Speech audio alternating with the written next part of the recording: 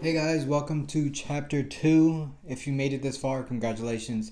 We'll just dive right in. Today's going to be a really quick lesson, really short.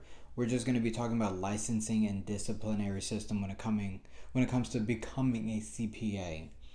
We're going to be learning about all the exciting stuff about NASBA, about the AICPA. So after reading this, you should understand and explain the role and authority of the state boards of accountancy. So first one is, what is the State Board of Accountancy? And the State Board of Accountancy are the ones that actually give you the CPA license. That's the thing that you're working for. That's why you're listening to this podcast or watching this video right now. And for the most part, on the exam, it's going to be super easy questions. It's basically just going to cover who can give a CPA and who can take it away. So these are generally going to be the State Board of Accountancies. There are 55 boards of accountancies. Generally, they're going to be one for each state. Some states have one or two, depending on the region. There's also all the other portions of the U.S., certain islands, certain provinces. You don't have to memorize all of them. There is a list on the AICPA's website, but just know for the most part that there are certain requirements in each jurisdiction, but each jurisdiction decides who gets a CPA and who doesn't, depending on those requirements. So for example, in New York, they say if you could become a CPA in New York, you could become a CPA anywhere, because the requirements are so stringent and they're so high that if you meet those requirements, then you could become a CPA anywhere.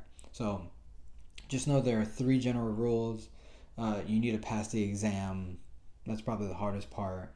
Next is you need education requirements. Usually it's between 130 hours to 150 hours. More and more is going to be the 150 hours, which is basically your 5-year programs.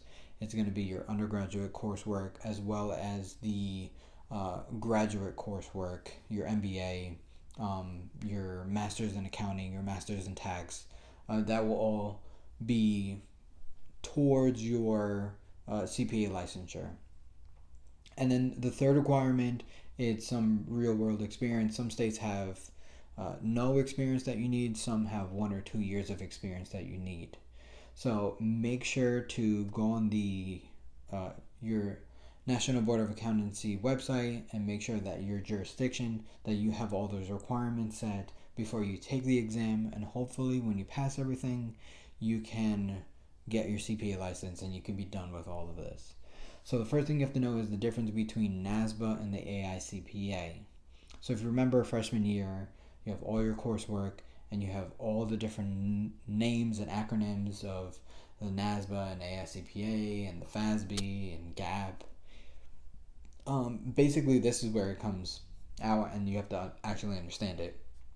So NASBA stands for the National Association of State Boards of Accountancy. This is basically the huge umbrella of all the state boards of accountancy. So if you're a New York CPA, if you're a Connecticut CPA, if you're a California CPA, all of those kind of report to NASBA, which is that national association.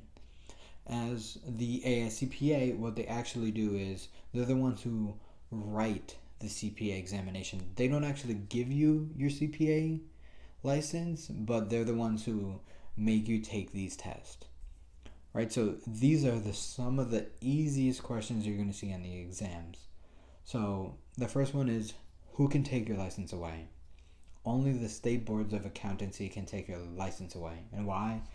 Usually it's because of fraud, ethics violations, if you commit a felony. For example, if you're involved in a DUI, your client really upset you and you burn their house down, your CPA license is probably going to be taken away. Failure to comply with renewal requirements. Remember, you have CPE requirements you have to do every year. It's really hard for your license to be taken away because you don't have enough CPE credits. There's a lot of leniency when it comes to that, but for the most part, you just have to know if someone just flat out refuses to do CPE, doesn't have any documentation for their CPE, they might get their license taken away. So that's about it for this lesson. Just know that the AICPA makes the exam, the State Board of Accountancy gives the license. And that's pretty much it. Quick lesson. Hope this helped. For more information, make sure to check out the website, thedailycpa.com, for all the articles, all the backup, for more information. If you want to get more detailed, if you want to really dive into the details, I highly recommend you check out the website.